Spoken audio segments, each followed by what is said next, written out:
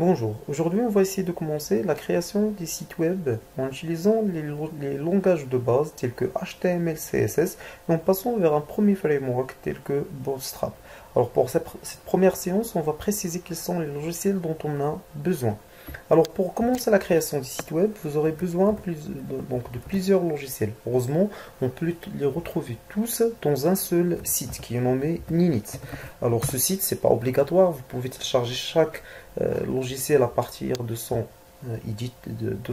site de l'éditeur, mais pour moi je préfère ce site pour plusieurs raisons. La première des choses, vous aurez besoin du navigateur web, ce qui est mentionné ici en anglais par Web Process. Et bien sûr, on va installer Chrome, Opera, Firefox. La plupart de vous, ils ont déjà ces logiciels qui sont installés.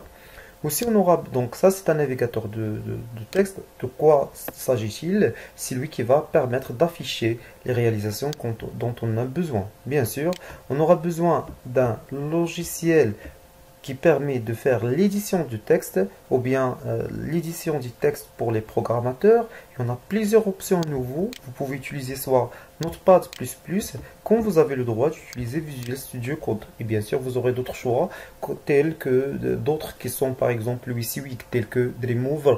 Et bien sûr, il y en a d'autres options que vous pouvez utiliser selon le système que vous aurez besoin. L'essentiel, c'est d'utiliser ce qu'on appelle un éditeur du texte.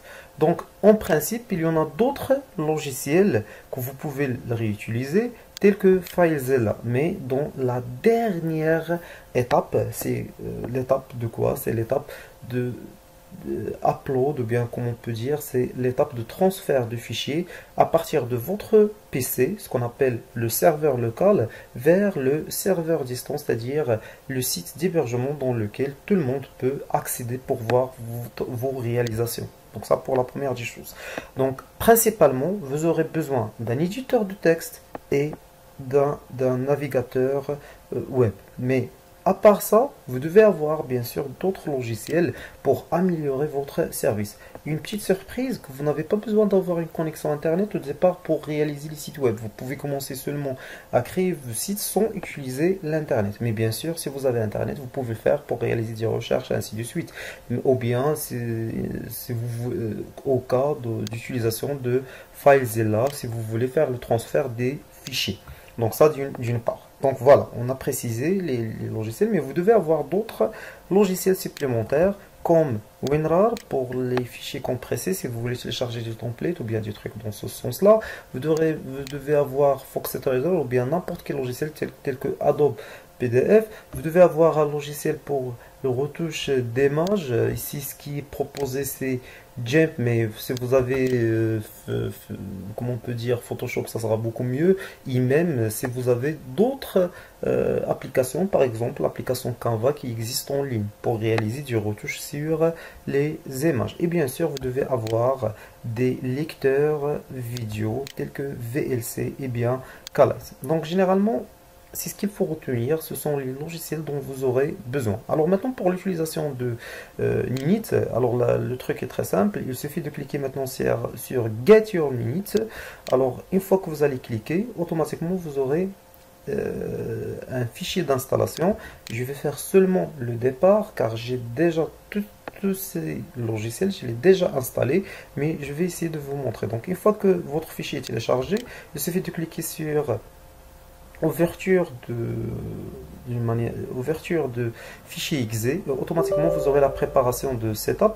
Alors voilà l'exemple pour vous montrer ce qu'il faut faire. Donc je vais cliquer ici sur afficher les détails, show details. Alors automatiquement vous aurez l'application là et le statut. Alors normalement Firefox ici c'est ok, il est up to date, c'est-à-dire qu'il y a une mise à jour. Il va réaliser une mise à jour pour Opera, pour Chrome, pour WinRAR, pour Notepad++. Bien sûr pour moi, pourquoi il fait la mise à jour?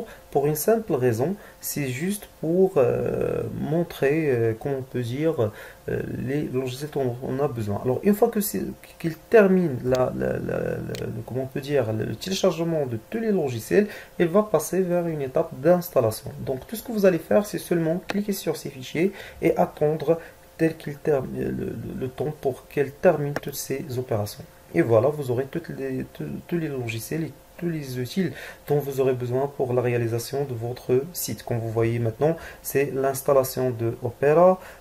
Chrome, il est à jour. WinRAR aussi. Donc vous remarquez ce qu'il fait. Donc voilà, il est maintenant en train d'installer, waiting to install, en attente d'installation. Voilà, donc je rappelle les logiciels dont on a besoin. Premièrement, un éditeur du texte pour le développement tel que Visual Studio ou bien Notepad++, et bien sûr il y en a d'autres choix, et les navigateurs web. En principe, nous devons installer tous les navigateurs web. J'ai oublié un quatrième navigateur qui est Edge, qui sont très utilisés par la plupart des utilisateurs dans le monde entier. Je vous remercie. Ça a été tout pour la première vidéo. Inch'Allah, on va passer vers une deuxième vidéo dans laquelle on va essayer de commencer l'utilisation de ces outils. Merci et à la prochaine, Inch'Allah.